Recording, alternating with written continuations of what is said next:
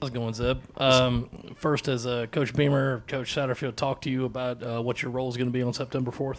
Yeah, go out there, and we're still all competing for the job, so we got to go out there and we got to be at our best every single day. We got to make each other better. I played in some really good quarterback rooms in the past, and our goal when I played with Kyle Kemp all the way through, to this last year with Quincy Patterson was to all be best friends, to know the playbook, to know what the defense is doing. So we do come off, we can have like a friendship talk, and that's my goal come September 4th is to have the best room in the country. And also, what's this last week been like for you, being a graduate assistant and all of a sudden, hey, go get a jersey and you're going to be taking reps? It's really been fast. I lay down at night and I think to myself, holy cow, put the pads on again. And just soaking it all in. Like the last time I took my pads off at Sam Houston, I looked down and cut my tape off and I was like, this is the last time I'll ever, I thought I was ever going to do this. And, it hit hard. And I didn't want to leave and say goodbye to all my teammates. But, I got great teammates here and, they've accepted me with open arms and I've really, really enjoyed it. When did you think that this was a possibility? I know this is something that Coach Beamer has mentioned to us, at least, that this was something that you guys had conversations about even before Luke went down. But when did you really believe, like, hey, I might be throwing the pads back on? Yeah, really, boiled down to that. Like that Saturday, I know one of you guys put out an article that my dad had came to practice, and that was the reason he came is because, it's one thing talking to someone over the phone, and I really just wanted to talk to him in person. Let him see it in person, see what he thought, and have like a heart-to-heart conversation where I could look him in his eyes. My dad's my best friend in the whole world. Ever since I've been in college, since January 4th is 2016, I haven't missed a phone call from him or not talked to him in a day. So, I just wanted to talk to him in person and, give him a hug and, help him. He's coached for 25 years. I've coached for half a year and played for 6 in college. He made the decision easy. Please use the microphone. We can't hear words you're saying. When was that conversation that Use the microphone. Please. When was that conversation that you were going to come back, though? Like, when did those conversations between you and Coach Beamer? Oh, it was Sunday, and, just get the ball rolling. Come out there and do the best you can, Like, I didn't work out with the team all summer. Like, I did my own little workout, kind of like an old man workout. I was done lifting weights, but, just come back and be the best I can. Zeb, in terms of the playbook, I know a lot of your responsibilities as a GA was working with Sat and Justin as well in terms of that. But, like, where do you feel like you are in terms of knowing the playbook and the schematics of what you're going to be doing? Right. It really helps that I played at North Dakota State in a pro-style offense. It's a lot. It's the same in a way, but he's more pro-style, so it's a little different. Just honing in and knowing exactly what's going on, knowing how to call protections, and, just diving in and getting to it. He's Coach Sat, Nick Coleman. I worked with Nick, and he helped me while I was working. So, that really helped me. Just because I knew, like, sitting beside him in his desk every day, we could talk about it and I had any questions because we were breaking down film this summer. And that's really what enhanced my playbook for now. Like Sat's just like, hey, this is this, and this. I'm like, okay, that's, it's pretty easy. But it's just because we did put the time in June and July not preparing for this, just trying to learn it so I could coach. And that's really where I think, it made it easier. And in terms of, like, over the summer, like, when you get here, what was your kind of day-to-day? What did it look like as far as what your position was doing? Well, June is tough just because we got camp so much. So we were, heavy hitters in camp. And in July is kind of when I, took a step back and, watched film with those guys and, like, got to truly know them on the football side and not just, like, man-to-man.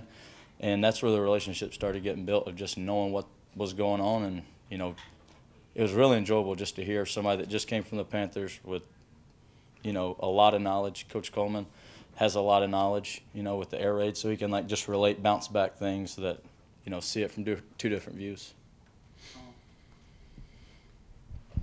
Zeb, how do you feel like your skill set translates to what Coach Satterfield and Coach Beamer are asking you to do? Just going out there and executing, playing smart football.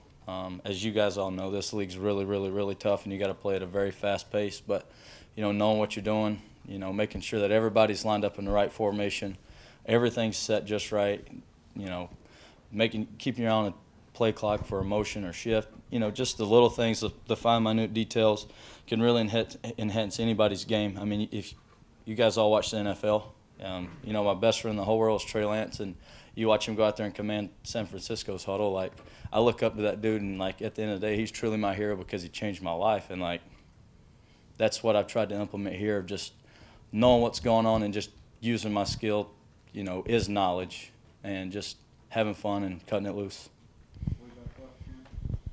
Hey, Zeb, you mentioned over the summer kind of the old man workouts you were doing, but I'm curious, when you go from a state of thinking you're done with the game to, I guess, a week ago having that conversation with Coach Beamer, is it more difficult mentally or physically to ramp back up and get ready to step on the field again?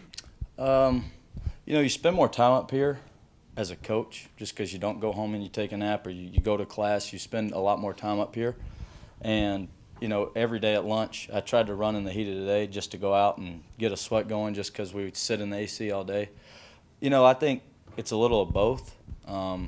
Mentally, like, I don't know what sports you all play, but at some point you all did something, and when it's over, it's over. And, like, for me, mentally, it's, you know, like, I'm very, very happy to show up every day. Like, I want to do the right thing every single day just because I don't know when my last time's going to be. And just living up to the fullest. You know, your mind can overrule your body pretty quick. So that's kind of the way I take it. If I am tired or, you know, a little sore somewhere, I just hunker down and, you know, tell myself. I truly, guys, like, I think back to the last time I unbuckled my pads and I looked down and cut my tape off. And every day when I show up and put them on, like, that's the only thing I see is standing at 10 at Sam Houston. I promise myself I never want to feel that pain again. Let's see if you can handle a three-parter. Do you believe in fate? Would you be in this position if Doty hadn't gotten hurt, number one? Have you heard from Lance out there since you got back onto the field? And in your mind right now as you practice, how do you view yourself? Do you see yourself as a starter? In your mind, though they haven't said anything, how do you kind of approach your job at this point? Right. I'll answer that in, you know, like, you said 3 ways. I'll answer in 2. The first one is, you know, we do need depth in the quarterback room anywhere. You know, like Coach Beamer said in his thing, like, at Oklahoma had 7 quarterbacks in fall camp. And, you know, with unfortunate events, it enhanced that. And, like, I truly deep down wanted to do it. And then, you know, like to Trey, like, he was the very first person to call me on my birthday on October 16th at midnight. And he's the very first person to know about any of this stuff going on other than Coach Beamer and Coach Sat. And, I mean, we talked after the game. His off day was the same as mine, so we talked yesterday. But, you know, I go out there with the same mentality he's got. He's trying to beat out Jimmy Garoppolo, who's really, really talented. And he goes out there every day and just tries to be the best person he can be a good leader, good teammate, and let everything take care of itself. And like I said, like, that's what I want to try to be. You know, like, I am older than him in years, but he's very mature. And, you know, when your best friend is a guy like that who is mature, you know, why not try to be like each other? And there's no starter mentality in my book just because I did back up Trey for a long time. And it's like next man up mentality because you never know when your number's going to get called. And that's just the kind of way I take it, is go out there and be the best me I can be, have fun with it, and enjoy it, and bring everybody along with me. You said Trey changed your life. How? Well, when I got to Iowa State, he was younger than me, or got to North Dakota State, he was younger than me. And the way he does everything with detail, he's very OCD about what he does, the way he color-coded his notes, the way he held me accountable, the way I held him accountable. He was my workout partner every day. We did pound for pound whatever we could do with each other. You know, when we ran on conditioning, we ran everything together. Like, we didn't skip a beat. And during COVID, you know, I was in Georgia, he was back at home, and we both flew back to Fargo, and we started working out again together. And, like, I didn't miss his birthday, he didn't miss mine. Like, you know, he became my best friend. But, like, seeing a guy that's 19 years old about to get drafted and make $30 million act like he's 32 years old, like, to me that's very humbling. And he's very, very humble. Like, I used to mess with him, like, you're going to get paid $30 million next year if you keep doing this. And, like, he'd want to beat me up for saying that just because he's so humble.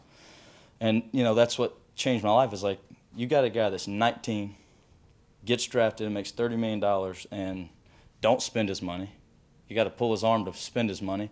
He's very, very humble, and he's very detailed in everything he does. Like, why wouldn't you want to be like a guy like that, even if he's 19 and now he's 20? So, you know, that's really what changed my life, is just seeing someone so young, you know, show me the way. And what did your dad say that convinced you? You said that, you know, once you talked to him, you were good with the decision. What did he say? Yeah, he just said, you know, I've told you since you were a kid, it doesn't matter how you get your foot in the door, whether you go, you know, how you get in the house, whether you go in the window, through the roof, it don't matter. Once you get there, just make the most of it. And he said, son, you got the opportunity of a lifetime, and why wouldn't you go do it? I mean, you only got 6 months to do it, so why not make the most of it? Like I said, I don't know what sports everybody in here played, but the last time you did it, you'll never forget it. And like I said, I had a bad taste in my mouth after Sam Houston, just because, you know, I wanted us to be successful, and I knew I was coming here. And I just remember that, you know, those vivid moments, and, you know, I just want to leave a legacy in this program of taking it, you know, putting it in a better place, set wins and losses aside, but like set the culture in a better place. And that's really why I wanted to do it. You know, go be a mentor to Luke, go be a mentor to Colton and Jason, Connor and Jake Helfrich, and then, you know, like DK and all those guys that are leaders, you know, help them along, and, you know, of a view that I've seen it, because I have been in ball for a while. Last question, John. Two parts for you. One, do you think you'll be mentally and physically ready to start on September 4th? And then, you know, what would it mean to you to win that starting quarterback job? Yeah, I mean, obviously, I do feel like if that opportunity presents itself, I will be prepared mentally and physically. I feel pretty good right now. Body, you know, my body feels good.